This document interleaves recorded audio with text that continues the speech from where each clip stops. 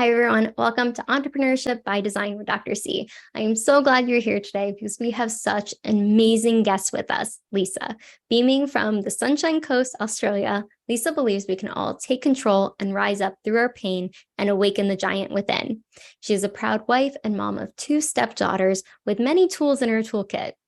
The list ranges from serving in the military to public speaker, holistic health specialist, leadership, mindset, and life coach, author, medical scientist, neuroscience researcher, and lover of woo-woo and teaching manifesting. Because of her own backstory of abuse, sickness, and facing bankruptcy, to name a few, Lisa has been an inspirational leader for 20 years. Her gift is helping people unconsciously trapped in survival turn their pain into power. Lisa's mission is to help driven, heart-centered entrepreneurs and professionals build a super strong mindset for massive results and overcome low confidence, overwhelm, fear, scarcity, poor health, and weight issues to radically reinvent. Lisa is a master of helping people unleash their superpowers using neuroscience tools and techniques to reprogram and reinvent their highest potential to become unstoppable in health, wealth, and relationships, and be a world changer and legacy maker. Thank you so much for being here today, Lisa. It is such a pleasure to have you. I would love for you to just dive into your journey, how you got here today, and then we'll go a little bit deeper. Fantastic. Thank you so much, Dr. Caroline. Oh gosh, it is such a loaded question because there's been, all I can say is I'm in my 50s. So there's literally been so many different timelines of evolution of where I am right today. I am a child who, my childhood was one of extreme abuse. My dad left when I was 4, but my mother had very violent psychiatric illness. She was in and out of psychiatric hospitals for my entire life of living at home, which was brief. I had to get the heck out of there. And you know, when you live in constant fear all the time of not knowing what's going to happen in the next second, you either go outward or inward. I withdrew. My sister went out. You know, she used to fight back. I just knew that was putting gasoline on the fire. And but what happened I don't remember a lot of my childhood, but what I do remember is that my little inner voice would actually say to me, Lisa, this isn't normal. You know, your other friends don't live like this. And so there was always hope that I would, well, as a kid, you want to be saved. Yeah. And when I was 6, so my dad left when I was 4, and that moment is really very vivid in my mind. He was sitting on the end of the bed crying. He called my sister and I into the bedroom. There was a single suitcase sitting next to him. And he just said through his tears that I can't stay here anymore. I have to leave, but I love you. And literally he got up and left. And that moment, I think my world shut down. Because as a kid, you think, what have I done so wrong to be so bad that you don't want to stay and you don't love me? Fast forward to when I was 6, I was introduced to swimming in the school athletics. You know how you either have a swimming carnival or a track and field. And for some reason, I decided I wanted to start training. And so I went to a club that was full of champions. There were national champions, a couple of world champions, and even an Olympian at our squad. And for me, this was almost like an answer to my prayers, because they were now my family, my mentors, my guides, and it was safe there. So the thing is that, you know, 6 hours at school, 5 hours training, I really never had to be at home, even as a little person. But what that started to teach me was courage and resilience, and using the power of my mind, because we would do mind movies of of swimming the race, winning in your mind. And like, I'm under 10 years old and exposed to this, which is, it's the the seeds of greatness, really, for what your life can become. And all we need is the seeds of hope and greatness for people to be able to latch onto that and help them get through their darkest times. And so the other thing was that because I thought if I start winning, I might get my mother's love. And so it became a double-edged sword. And so I was driven to win, which didn't result in what I thought it would. It actually became another one of her sick obsessions. So I started to hate swimming. By the age of 14, my body started to shut down, getting infections, all these sort of and this is a real key to the listeners, is when you're so unhappy, when you're in such a state of despair, your body starts to get sick, get injuries. It's a way of saying, you know, that all of the hormones of stress are starting to break you down. So I went to I was then invited to a martial arts club, which was great because I thought, well, I can learn how to defend myself a bit better. I was about 14 or something. But the thing is that this club was a metaphysical club. And what that meant was that I was introduced to the Eastern arts of meditation, Tai Chi, learning how to channel my internal energy, and learning to understanding the background philosophy to that, the way of the Tao, the way of being. And once again, you know, as a young person, to be exposed to this was just more seeds of greatness to help me keep going under such terrible circumstances. It was a living hell, horror. You know, every moment of being at home, I did not know what was going to happen next. And there were weapons involved. It was just horrific. Back then in the 70s and 80s, child protection was really not that much of a thing. And so because my mother was very clever with her psychiatric illness, nobody knew. She was just this perfect prodigy mother to anyone who saw her, but inside the walls of the home was darkness. And the other thing about that metaphysical club was I actually felt really comfortable. I felt like, this is normal for me. I understand all of this chi stuff. I love meditating because really you become very present, and that's the whole purpose of it.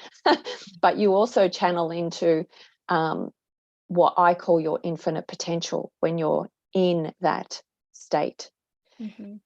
And things became very volatile at home. Because moving into a teenager, you want to start to show your dominance in the world, your own strength and those kind of things. And that was very challenging because my mother saw me as a threat. And she started telling me that she was actually going to kill me while I was sleeping. So that was really like next level stuff. I just thought, I've got to get out of here. So I was a runaway child at 15, went to a halfway house that was very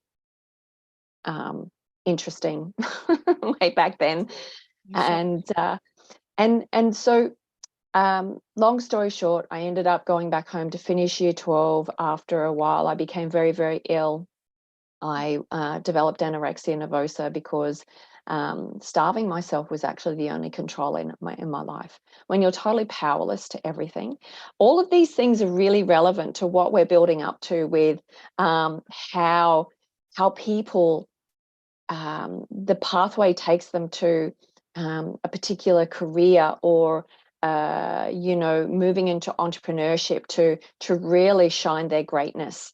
And so I needed to finish year 12, but I didn't get into the university course that I wanted to. I wanted to be a physiotherapist. That didn't happen. And so I joined the army. I thought, well, that's my next ticket out of home. So, so I did, and I moved far, far away. But when you run away from problems as well, you don't resolve them, you don't deal with them. They're going to visit you again. They're going to find you just through either a different person, a different circumstance, or the same thing keeps coming back. By this time, I was very, very ill. I developed systemic endometriosis and 5 other autoimmune diseases because literally all those years of internalizing fear and trauma was literally slowly killing me. I was so unwell that from the age of 19 to 29, I'd had abdominal surgery 14 times to remove disease. I had a hysterectomy at 29, lots of horrible hormone therapy. But that wasn't solving any of my health problems either. I was quite severely injured in the army, which left me lower limb disabled and living in a lot of pain. And so I was discharged. I took myself to university as a mature age student and became a medical scientist. I thought, well, at least I'll be sitting down because I'm, obviously limited with my movement capabilities. But I'd always been intrigued to be curious. You know how kids always ask you questions like, what is, why is, and then they ask it 1,000 times, 1,000 different ways. Yes. But I was always curious about the human body, Mother Nature. It was just, why does the water stay down and not just go up into the universe kind of questions? I was so curious. And so for me to actually learn, like right down to the cellular level of human anatomy and physiology was just geeking out stuff. So in medical science, I was in oncology. So I worked predominantly with cancer patients, stem cell transplants, bone marrow transplants. And I got to see the good and the bad of Western medicine, very pharmaceutical driven in treating the sick care. There wasn't a focus on wellness and prevention. And I was dying very slowly. By the age of 33, I was bedridden. I was out for the count. I could not get out of bed. And I just, asking for divine intervention, I just said, I need help. I need to find an answer to my health problems. And that took me into integrative nutrition. And so for me, to be able to heal some of my gut issues and my immune issues allowed my body to start to repair. And so and I became very dissatisfied. Western medicine is incredibly needed for life-saving purposes. But as for healthcare, it's not focused on healthcare. It's focused on treating sickness. And so I really wanted to be in the forefront of prevention and wellness, but also knowing that a lot of people's weight issues and health issues actually come from trauma and other things that have happened to them as they're growing up. We are a product of our childhood, no matter how you want to put it. That is where our belief systems, all of our nervous system wirings, and I'm going to use a big word here, epigenetics. So the little receptors on our cells, basically, you can relate to this. If you drink coffee, do you drink coffee? Oh, yes. Religiously. What happens if you don't have a cup of coffee for a couple of days? Oh, the worst withdrawal. Yes. So all of our cells are waiting for that little caffeine kick. They've got little parking bays on them. And so if those parking bays don't get fulfilled, your body actually has a physical protest over it. Yeah. And so when we live in the hormones of stress all of the time, these chemicals and hormones just flood our system and they form parking bays on our cells. And so unfortunately, we can actually become addicted to the hormones of stress. And so what happens when you are not having a rough time or a crisis in your life? Generally, something will happen to trigger that. A fight in your relationship, a thing happens at work, you fall in a pothole and twist your ankle, just to get that fix. And that is our nervous system wiring. The other thing that's really important is to understand that we don't know that. We are not aware of this. It's all happening in our subconscious program. And we have about 70,000 thoughts a day. That's exhausting. Yeah. But 90% of that is internal chatter. And that is thoughts we had yesterday. They're just on repeat. They're on replay. We don't even know it's running in the background. And I'll give you a funny scenario is I had a client who was one of my weight loss clients. And I don't focus on weight loss. I focus on health. I focus on healthy habits. I take the focus out of the state of lack and put it into let's focus on how you're going to feel, the good things that are going to happen to you. Let's focus on your new healthy habits. And she said, she called me actually I was doing a follow-up with her, and I said, so how you, because she was loved candy. She had the lolly jar on her desk at work, and she said, you'll never believe what happened. I found myself with the fridge door open, and I was eating chocolate before I even knew, oh my gosh, this is actually happening on autopilot. I didn't even know I was going into the fridge, reaching for that thing. And before I knew it, I was eating chocolate. And so it's like when you got a packet of crisps, you only want one or two, and before you know it, the packet's empty, and I didn't mean to do that.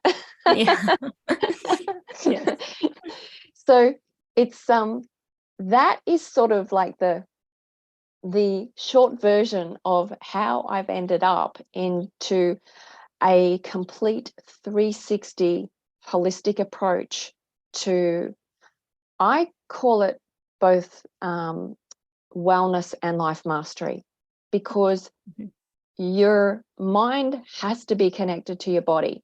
Yes. And you can't allow your body to run your mind, which is what most people operate on, because they're just living in those hormones of stress. And so, and I was getting really dissatisfied as well, because a lot of my clients were weight loss clients, and they would have incredible transformations. But if there was a crisis in their life, like a major road bump, even 2 or 3 years later, if they had not resolved that nervous system wiring that got them there in the first place, then it would be instantaneous. They would fall back into that person, and before long be living just like they were for all of those years that they were trying to get out of that. So I hope that gives you a great platform here. I so appreciate you sharing, just from starting from childhood till now, and just all your experiences, because I do believe a lot of things are rooted in childhood, sometimes even like in the womb, as early as that. I spoke to somebody the other day about that, and I think it's really so empowering, the resilience you have and the mindset and every situation that you encountered and how you really navigated that, because you use so many different tools and so many diverse experiences and range of skills and experiences. But what led you to embark on the journey of healing others or helping others overcome their pain and awaken their inner strength? And how was your own story of abuse, sickness, and facing bankruptcy shaped your mission and approach to being a coach and leader? Yeah. Oh, I forgot the bankruptcy bit. That's so funny. Well, people are saying, oh, how can that be funny? Well, you got to learn to not take life so seriously, really. It's always throwing you something. Yeah. Well, I got into a couple of relationships which ended up in marriage. And the second one, because I was so driven, I was a high achiever. And for me, winning, achieving, all of that stuff, in my mind meant significance, because as a child, we just want to be heard and seen. And that was not part of my life. So I had a couple of investment properties by the age of 30, and because I worked really hard, and I trustingly, my ex-husband now, long time ago, wanted to get a small business, and the banks suggested that I go guarantor with my properties to do that. Mm. And not knowing about business, I said, sure. And his business failed within 20 months. So he walked away scot-free, and I had a $500,000 debt and was facing bankruptcy. So that was that story. Yeah. But why I wanted to help other people is that that inner voice, that little 6-year-old, 4-year-old that said, this isn't normal. Yeah. What I started to see were other people suffering, that even though like my circumstances were quite extreme considering what my friends were like, as I grew older, I started to see that there are so many people suffering, so many people who are looking for help, and I can at least share what I've learned so far. You know, this is the stages of going through life, of being able to help people through my own experience. I can show them how I've done it, and that might not necessarily be the way that they want to take, and that's fine. But at least I can say, here's my experience, here's my evidence, this is how I can help you. So and as I grew older, because when you're suffering, it's all about you, it's very internal, you're very contracted, and you're not sort of in a selfless mode.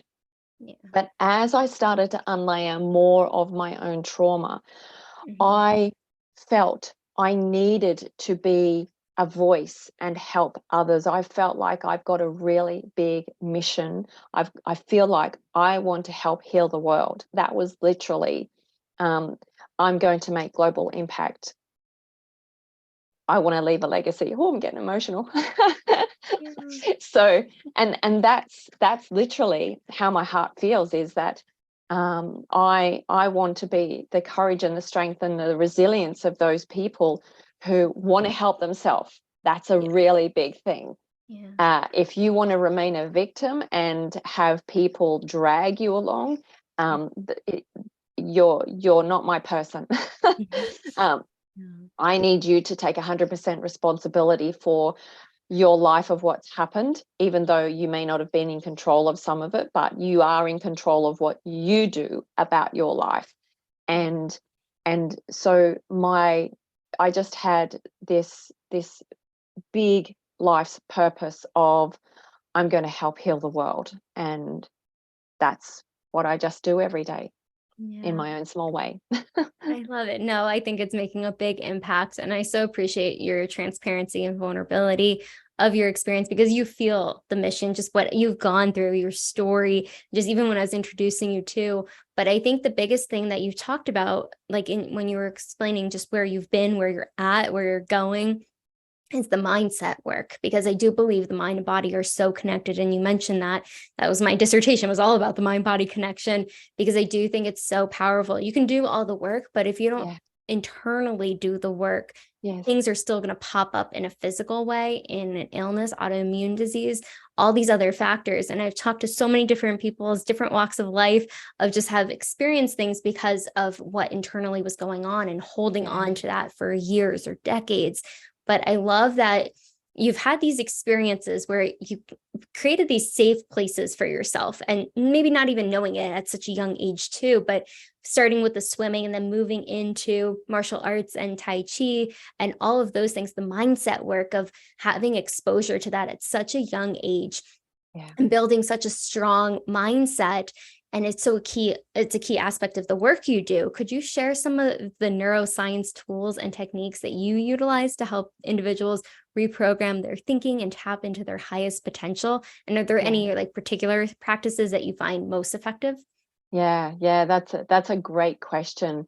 And one thing that I'll lead with on that is, especially since 2020, there is a great awakening of people knowing that, hey, life really can be unpredictable at any time. Mm-hmm. And because we had so much time with ourselves to really internalize, so many people thought, I'm dissatisfied, I'm unfulfilled, and what is my calling? What is my life's purpose? And of course, we've seen just an exponential growth of people talking about their life's purpose since 2020. Mm-hmm. And so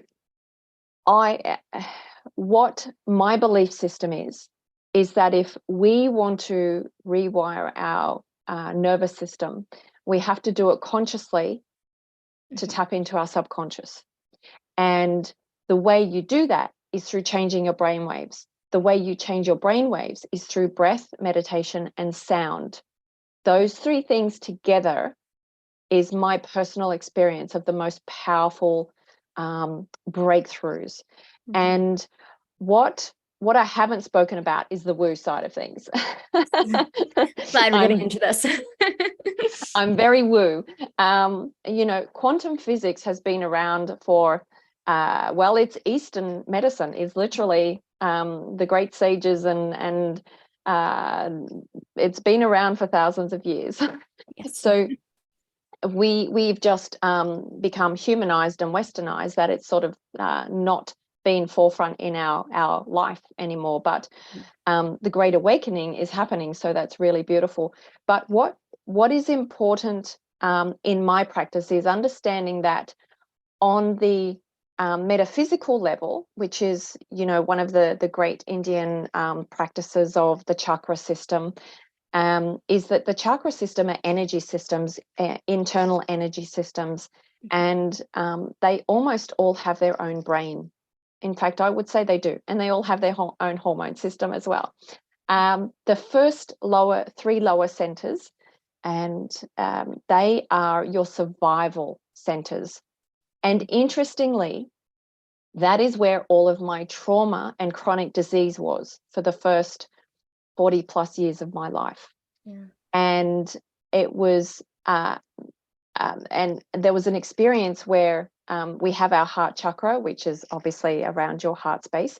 And that is the bridge between your physical earthly essence and your infinite potential, your pure, authentic self.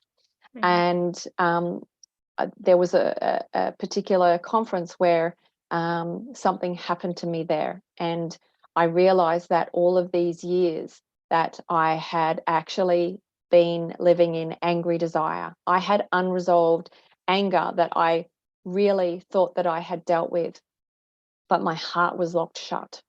And from that moment, when something actually physically and I believe spiritually happened in that event for me, it was actually a leadership development weekend. I was in Singapore. So it had nothing to do with quantum and woo. But from that moment, because the speakers on stage, they were Korean, and they had a big picture of a blue door on the giant screens in the auditorium. And as a leader, you want to be a servant leader. You don't want to be, you do this kind of leader. And so I've done years and years of personal development. I've been very blessed that Jim Rohn was actually a personal mentor of mine as well. And Jim, if you don't know Jim, because he passed quite a while ago, he was Tony Robbins' mentor. So that's a name most people know. Yeah. And so I've been taught by the best. And the speakers on stage, they were just they oozed joy and love. You could feel it. It was palpable. And they were saying the blue door in Buddhism is actually a representation of the doorway to joy and happiness. But they put a slightly different slant on it. And they said, is your door opened or closed? And they were talking about the doorway to your heart. And at that moment, I had this crushing pain on my chest, and I just burst out crying. And I just thought, I'm somewhere around the age of 40. And I thought, all of these years, I've had my heart locked closed ever since that little 4-year-old girl saw her dad walk out the door. Yeah. And yes, you prevents a lot of hurt from coming in, but it stops love going out. It stops your self-love development. It stops compassion and kindness for not only others, but yourself. And at that moment, it was just like this woof, and a realization. And I always have a big feeling when I do that, because I'm remembering the moment. And I was crying. So it was ugly cry, like it was uncontrolled crying. And I just, at that moment, it flipped from angry desire to inspired desire. And that was like, oh, Lisa, you're going to change the world. It was just like, boom. And I had this incredible experience. And from that moment as well, a lot of my own personal, real internal healing started, because I'd actually literally made the connection proper. I'd been practicing all these years, but that was still blocked. And we can find that happens. And so the work I do now is through sound breath work and meditation. We start with the base chakra. And this is all through a 360 holistic health approach. I work on the wheel of life. You're working on your health, meaning your nutrition, your fitness, your rest, your sleep. We're working on your relationship with your immediate family, your surrounding family and friends, like the greater things that you do. Like, how often do you spend on social media comparing yourself to other people? That's actually your center of influence as well, which is very toxic. Your financial health, your time management health, your spiritual health. So I take a complete 360 approach. But what we do is we work in the survival area and work our way up through the wheel of life to our spiritual infinite essence. And by that time, because what we're doing is it's a progressive meditation. So it's almost like stacking, as we're stacking all of your physical things, of unlocking those and giving good habits to those. We are going through a meditation where you're conscious and you're reprogramming your subconscious. And it's about moving your brain waves into a certain brain state.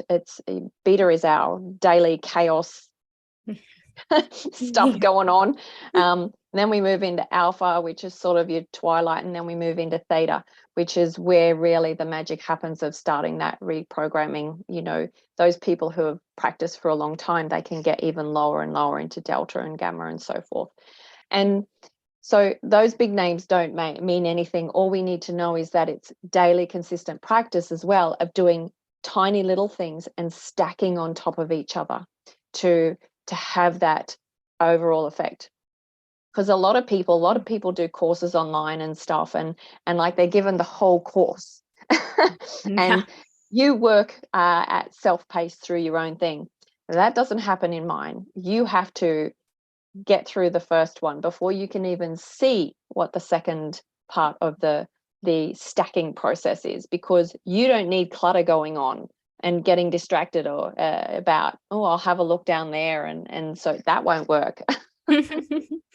Yeah, and you're right. It's taking it step by step too, because the psyche might not be ready to deal with that next step until you've completed the first step in that program. And I love that you take them through that as well, because I think a lot of that, like you were saying, the woo stuff, like I'm all about that, and just like manifesting and understanding too. And I know you teach manifesting as well. That's part of your process. How do you integrate spiritual and metaphysical principles into your coaching and leadership practices? And that is really part of the meditation process, because when we can learn how to change it, the classic example is that people read affirmations, I'm happy, I'm happy, I'm happy, and chant, and nothing happens. Yep.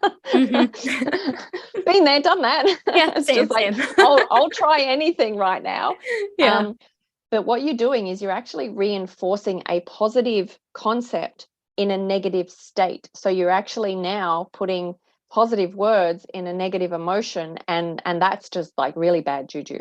So what we need to do is, everybody will have some moments of love, joy, laughter, ecstatic celebration moments that they can actually hold on to and bring that into their body and feel that. while they're giving new instruction, and even reading positive I am statements while they're in, they've raised their vibration a little bit, and that also can start to epigenetically change, like the little parking bays on the cells can change the signal coming from your brain to your body to start. Because once we also change the parking bays on our cells, we're literally raising the vibration of our body from that negative emotion into a higher state. And if we keep practicing that every day, it's almost like once the mind expands, it never goes back. It's very true. Yes. You can weather the storm a whole lot better because you're not trying to weather it from the negative state. You've managed to get into positive altitudes, and so you're better equipped when things do happen, is that you don't crash and burn so badly. Things that would affect me for days or weeks now just affects me maybe for a few moments or an hour, depending on how bad it is. So yeah, it's just literally constantly being able to put yourself into a positive vibration for a short period of time, to then put the positive input in to reinforce that on the nervous system. And once again, those three powerful things and mindfulness, it's being aware. Mindfulness is such a big practice of what I do on every level of our life. People, when they eat, they generally got their phone in one hand and they're shoveling down on the other. They've eaten, they don't even know what they ate. They get up and go back to what they were doing. We've got to stop that. We've got to start being in the present moment. I couldn't agree more, because even just like my research, it was around mindful eating, because a lot of times it's just what the body feels when we're eating, but being in tune with that. And that was years ago. So I'm sure it's like shifted to all the research, but I love that you really focus in as mindfulness as like a huge concept for the clients that you work with. And I know a lot of the negative emotions that come from, I'm sure, the clients that you're working with or have worked with, of low confidence, overwhelm, fear, scarcity, health and weight issues, and it can be so complex too, and the processes attached to that. How do you support individuals in navigating and transforming these areas of their lives? And I would love for you to share maybe a client success story or two around that. Yes, for sure. Literally, it comes back to that wheel of life, because we can't just help someone lose weight and fix that, because that's not going to happen. They've got all of these demons that they're dealing with. Look at that, there's 70,000 thoughts a day talking to them, talking them out of that. And so really it's just taking that holistic approach to, I want to know where the person's been, to be able to help me find out what their trauma, tragedy, or they could have even had a major illness in their life that literally broke their system down. And then from that moment on, they've never been healthy since then. And so, and everything happens for a reason. So when I'm working with somebody, one of the first things is it's about what I want to know what their goals are. And most of them are small, like they have this, they're even too scared to make realistic goals. Especially when it comes to weight. For example, I've been 53 kilos, which is about 120 pounds, for the last 20 years. And in my 50s, that's unheard of people not gaining weight. But what I don't diet, what I do is I practice a healthy lifestyle. And that is what we focus on, plus doing all of the neuro and epigenetic work as well. And I'll use a classic example of a lady who came into, she was referred to me and by another client success story. And she was just like arms folded, really negative, that kind of approach. She'd been in a motor vehicle accident. She had an upbringing very similar to mine. And the motor vehicle accident left her with a lot of neck and shoulder issues. She ended up having a spinal cord regulator in there to help the nerve signals. And she was carrying around an extra 40 plus pounds.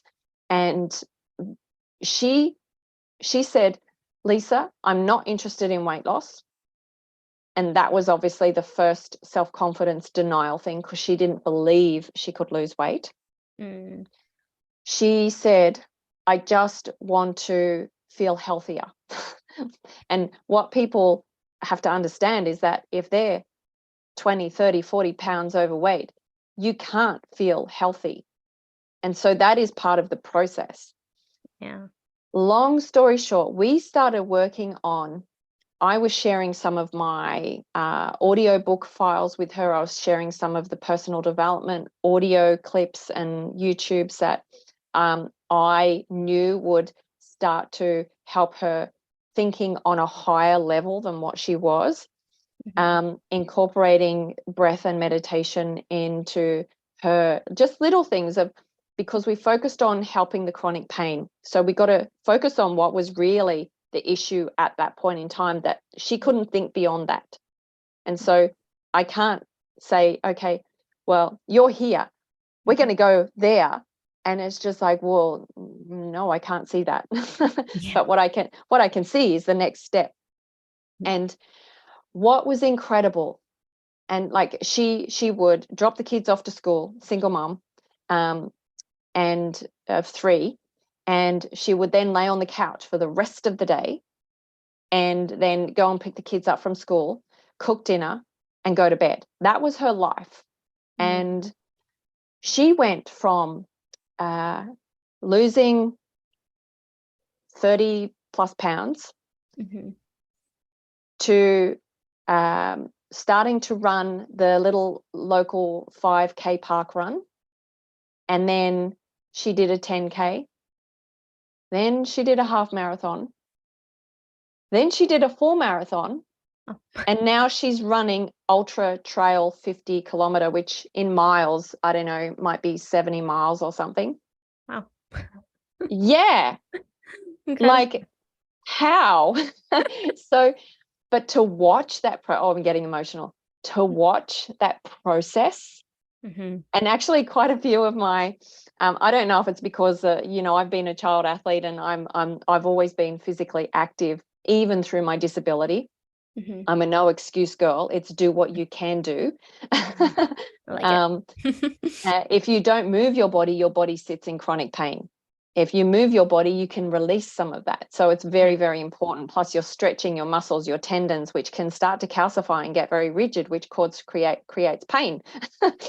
So, movement eases pain, trust me. And so literally watching that, as I was saying, a handful of my clients have become marathon runners. I don't run because I've had a hip replacement, but it's so funny that it's planting the seeds of hope right from the beginning. And I show testimonials of this person, that person, and they go, and all they've got to do is, if they came from where they were, and like I'm in a pretty crap situation, and they're there now, maybe that can happen to me too. That's all you need somebody to say, is that planting that seed of hope. Yes. And that's what it's about too. When you see other people doing it, or you have that little planted piece of hope, it allows them to latch on to the little steps to get to ultra marathons. That's crazy. But I know. like I could run, but still it's just that concept of where they were at and where they've come, and just it's a testament to the work, but also them doing the work as well. Yes. Because you could have the best program in the world, but they have to take the action. You mentioned that earlier. You take on clients that are 100% committed to their success and wanting to do something about it.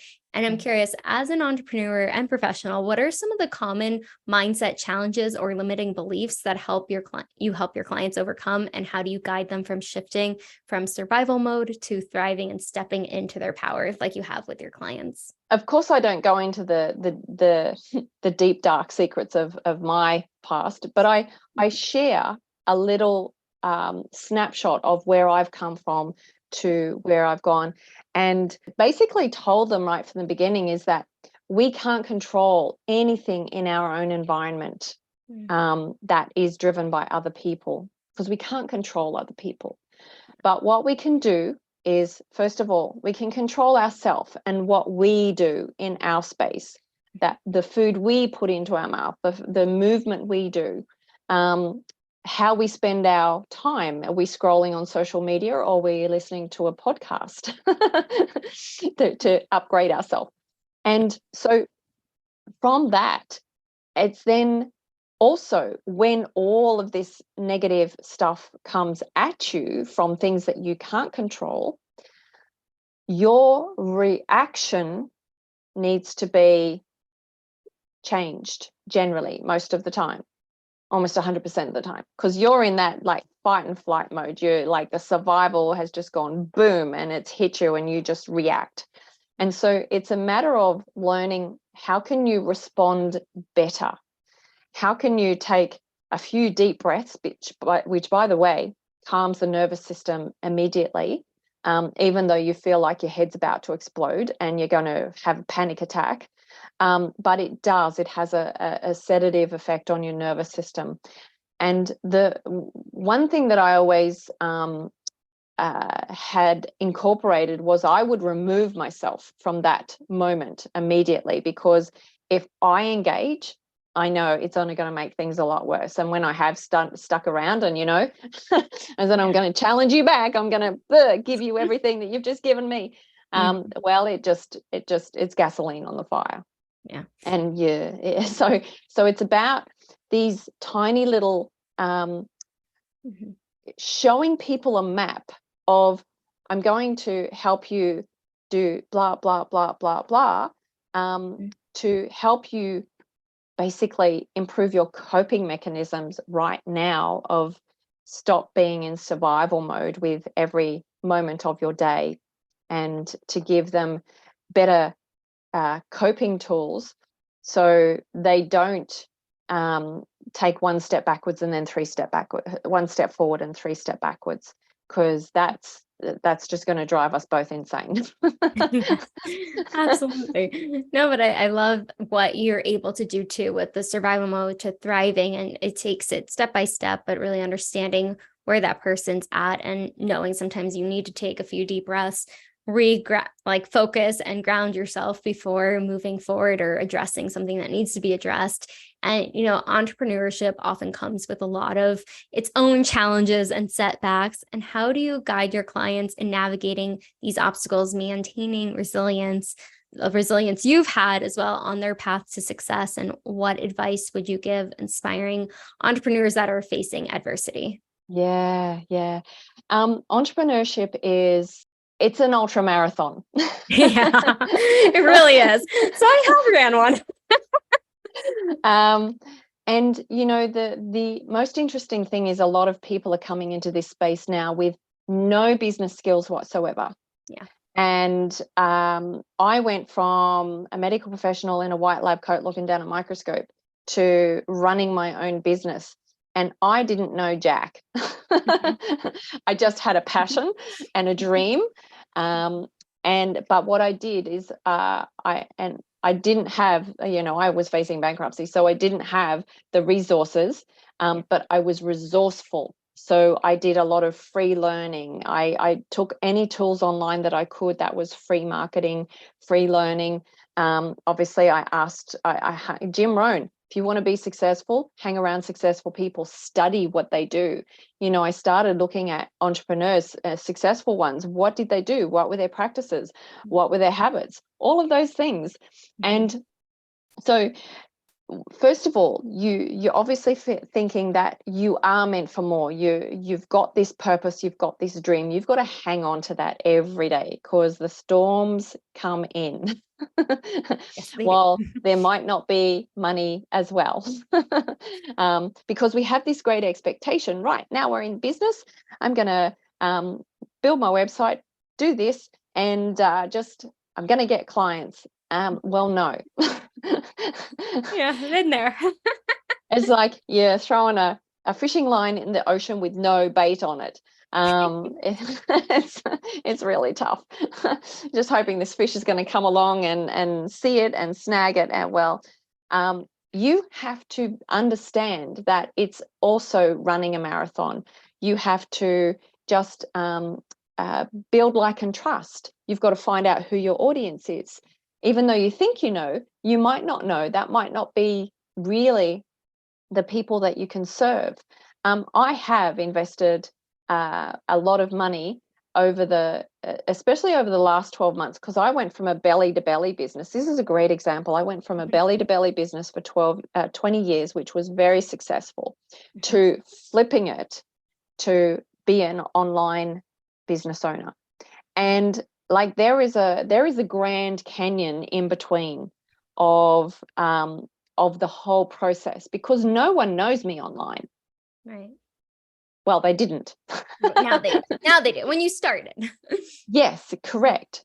Apart from my client base, that I had a database, but it was learning how to talk to the marketplace. And that takes practice. It takes expertise. There's a lot of sharks in the water. It's a feeding frenzy of people trying to grab your attention as well.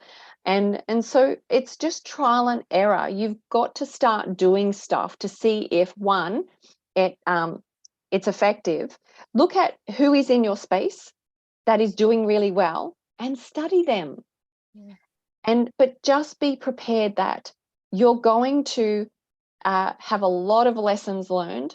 You're going to be competing in literally a sea of sharks.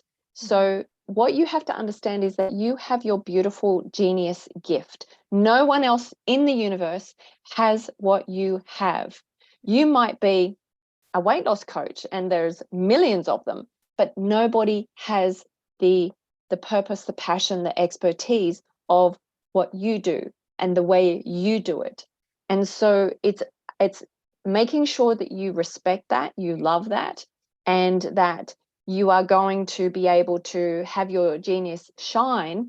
But it's a process, and you just have to keep walking through that process of one step after the other, and learning to be a business person. If you've come from being an employee, understand it's time, it's patience, and it's a learning from mistakes. You have to fail forward. Okay, I've failed forward my entire life, and I've looked back on the lessons and thought, that was a really good lesson, or that was an expensive lesson. But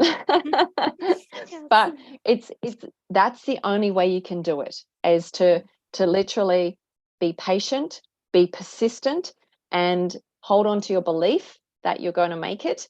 But study success of people who are doing what you want to do, and just model them.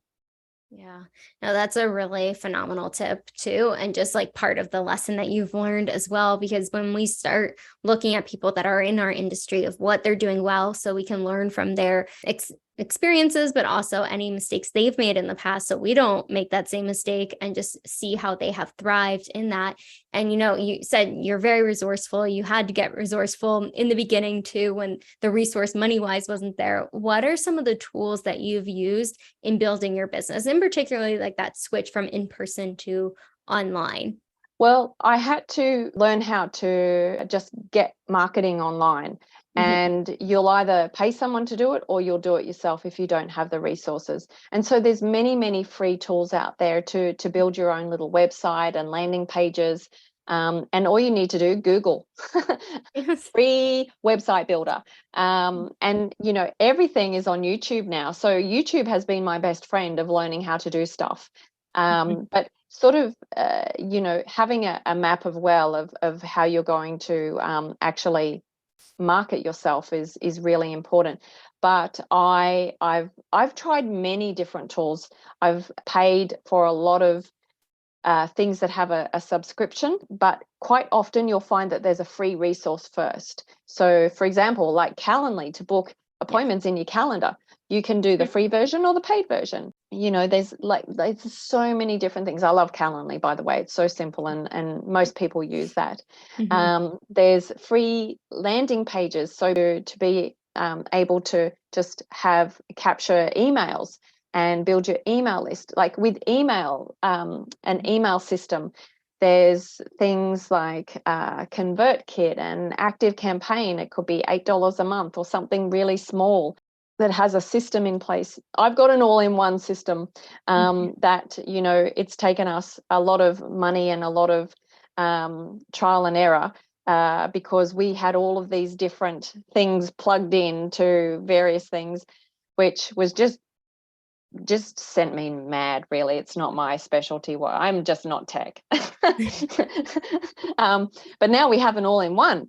And so that was just like, yeah, that's so cool. And so it's just an evolution, but you can also find lots of free resources online to be able to just do the basics. You want to build an email list, you want to have a scheduling calendar, you want to have a little landing page. You don't need a website, by the way.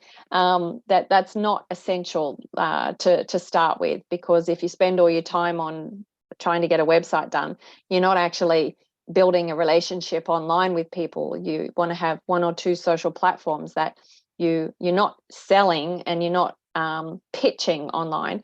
You're just sharing who you are, what you do in your daily practice, of your own personal habits, of sharing lifestyle, all those basic things, of getting people to know you, to like and trust you.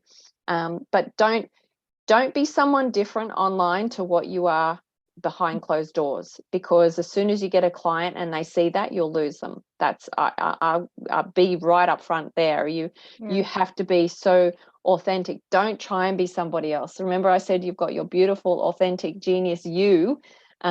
Just lead with that, and the right people will gravitate towards you.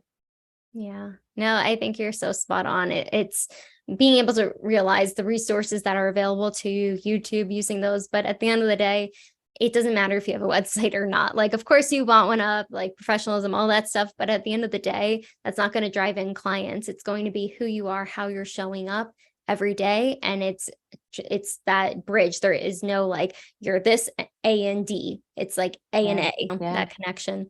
But with your vision and aspirations for the future of your coaching and leadership practice, what do you envision continuing to make the lasting impact and inspire positive change in this world? Dr. Caroline, all I can say is I want to, and I'm just putting it out there. Yeah. I want to be I'm getting emotional. Known in the top 10 of the female personal development influencers on the planet. Big mission. And I'm only halfway on my timeline. I'm in my 50s, so first 50 years was a whole lot of getting lessons out of the way. Next 50 is basically living my authentic me, of who I want to be, and just making as big an impact on the world stage as I possibly can, which brings me to be so incredibly grateful for you allowing me to have space on your show as well, because you know, all of the voices, you are the guide, all the voices that you bring on here are planting the seeds of hope in people to be able to have them believe that they can just be who they want to be, and enjoy the process, have both success and fulfillment. Those two things are essential together. First 20 years of my business was just success without fulfillment. Like, there's a big shift that happened, and that is priceless. Well, I can't wait to see you top 10. I can see it. When you said it, I don't know if you heard me, but I was like, I got the chills when you said it, because I do think it's definitely possible and will be. Bless you. Yeah, Thank you. it's about manifesting, right? Yeah. Well, I've got to believe it. That's key. Then the manifesting part. Once you believe it, then you can manifest it. That's it. Exactly. And what message or wisdom would you like to share with individuals who may be struggling with pain, setbacks, or any limitations in their lives? What do you want them to know about their own potential to rise up and create a powerful, fulfilling life? Yes, I just did a 5-day challenge called Take Control and Rise Up, actually. And it was about a lot of what we spoke in here, because you just have to reinvent yourself to become you. Jim Rohn always used to say about goals, it's not about what you get, it's about who you become in the process. Right. And that is so powerful because you already have that sleeping giant within you. Oh, I'm starting to get chills here.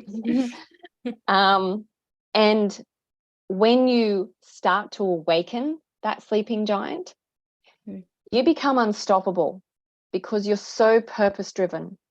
You are fueled on internal motivation. You don't need to get it from outside. Doesn't mean that life's not going to send you curveballs, because it does, but you'll be able to navigate them so much better. It's about upgrading yourself to literally life and spiritual mastery.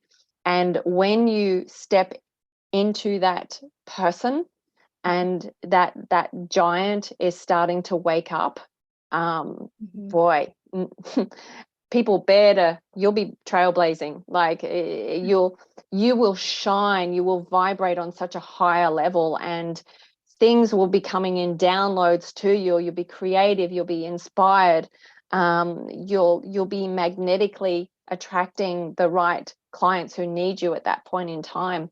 So just trust you have a sleeping giant within you, and it's just taking baby steps to take all the layers of stuff off that have been put on you over the years, and just trust the process.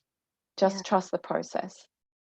That's easier said than done sometimes, but I think it's so important. Like, because when I first heard that, I was like, I can't trust the process. I need to know what's happening. But, there is so much beauty in trusting that, and such a beautiful way to really close out the interview. But Lisa, where can people find you, use your services? We're going to link everything below, but if you could let us know too.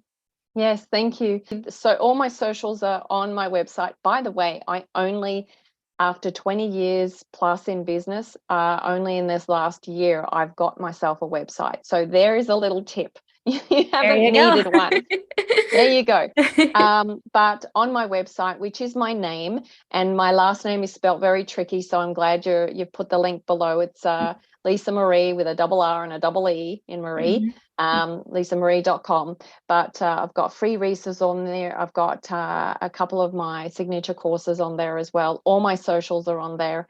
And there's a little chat bubble as well. So if you do want to reach out and just ask a question, you can do that as well. So thank you so much for allowing me to come on and just share my journey. Absolutely. Thank you so much, Lisa, for just sharing your beautiful energy, the triumph of your experience, of your personal journey, and the resilience you have, and all that you're doing to help people in so many capacities. But it starts with the inner being and then transforms into their life around them. But thank you again for just coming on. Thank you so much.